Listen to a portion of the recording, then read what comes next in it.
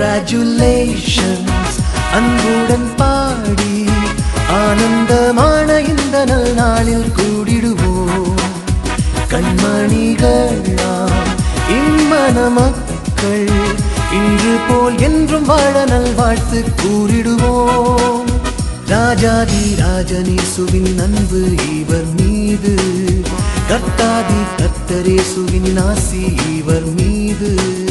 காலங்கள் மாறினாலுமே மாறிடாதென்றும் தங்க காட்டிடுவோமே வாழியவே.